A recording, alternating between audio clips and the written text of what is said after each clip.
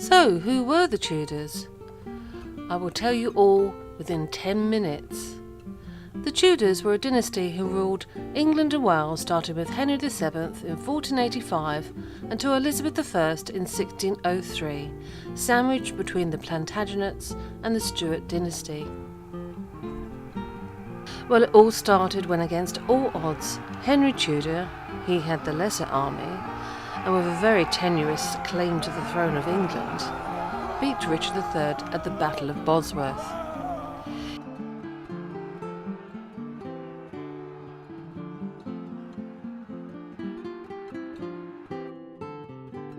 He became the king, King Henry VII.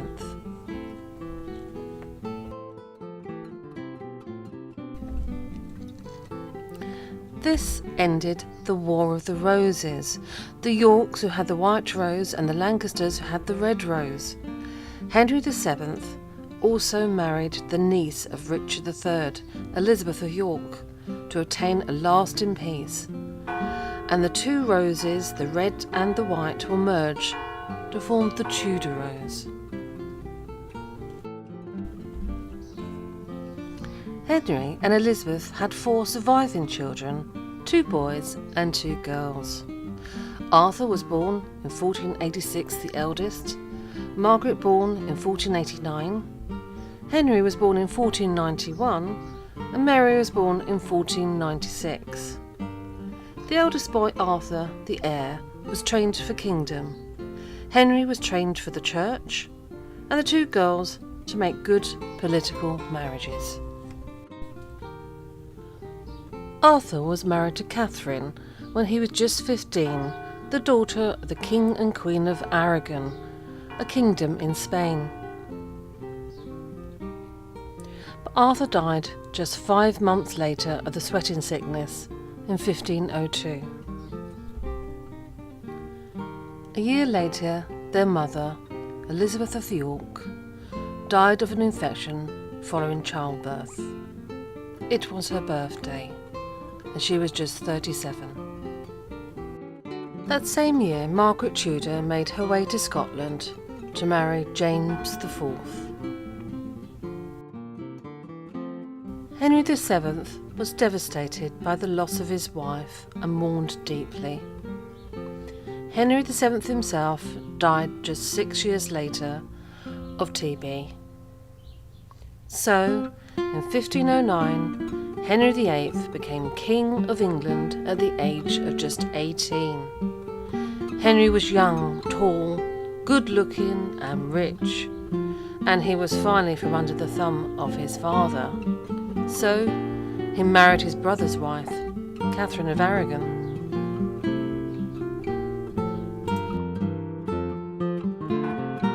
All Henry needed now to complete his happiness were a few sons to succeed him and continue this new line of succession. Catherine duly gave him a son, but the son died in infancy to great sadness. Catherine then gave birth to a daughter, Mary, and felt it was just a matter of time when male children would follow, but with successive miscarriages, there were no more children.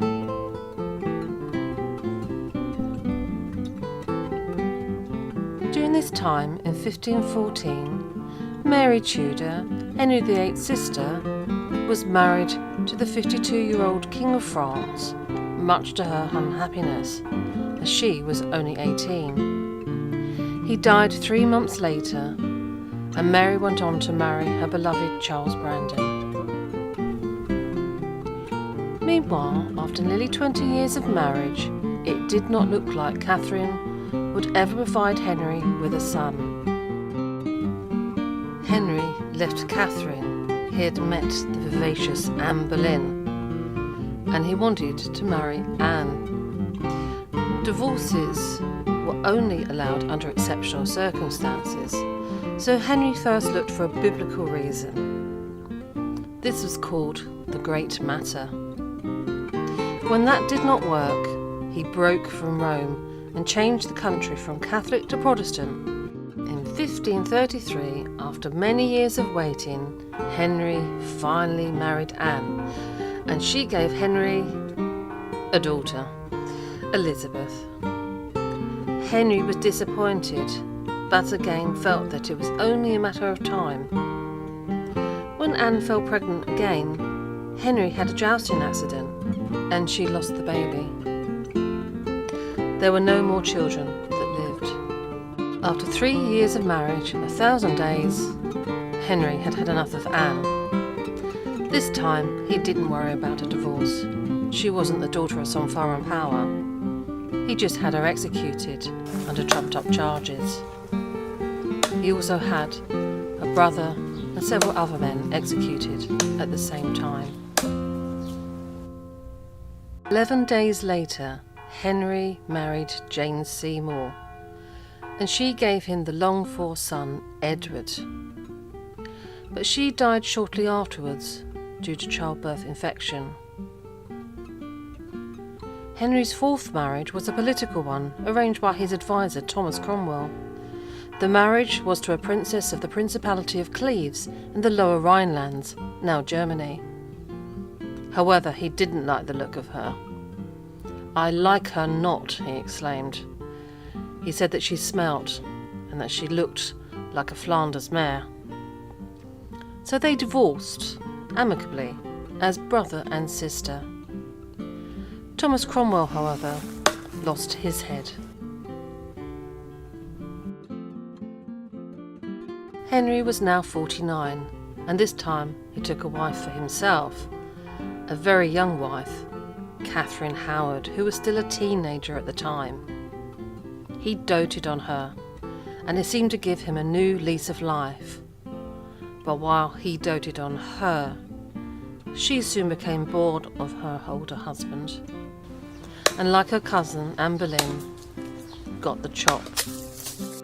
Finally, Henry married Catherine Parr, whom he stayed with until his death at the age of 55 in 1547. Henry was buried with Jane Seymour, the wife who had given him a son. Henry VIII was succeeded by his 8-year-old son, Edward. Edward was a staunch Protestant, but he himself died at aged 15. As Edward did not want his Catholic sister, Mary I, to revert the country back to Catholicism, so Edward passed the reign to Lady Jane Grey. Teenage bookworm Lady Jane Grey was managed and manipulated by the Dudley family. She was married off to Guildford Dudley and was made queen. After 9 days, she was overthrown and executed. In 1553, Henry VIII's daughter Mary succeeded to the throne. She married Philip of Spain II, as they were Catholic like herself. As predicted, she did try to revert the country back to Catholicism, earning herself the nickname Bloody Mary. But she died without children at the age of 42. Then Henry VIII's second daughter, Elizabeth I, became queen in 1558, Gloriana, and reigned for the next 45 years. Elizabeth was a very successful ruler, but she did not marry or have any children. Since her father broke with Rome, and the very tenuous link the Tudors had to the throne caused many problems for her and successive reigns. She had Mary Queen of Scots executed, and the country was attacked by the Spanish Armada. At the age of nearly 70, Elizabeth decided she was going to die. She would not lay down and stood. After a few days, she lay down on some cushions. She died in 1603. Elizabeth was the last of the Tudor dynasty. She was succeeded by the son of Mary Queen of Scots, King James, and so began the Stuart dynasty. Please subscribe, like or click on the bell to be notified of other upcoming videos. Thank you for watching. See you soon.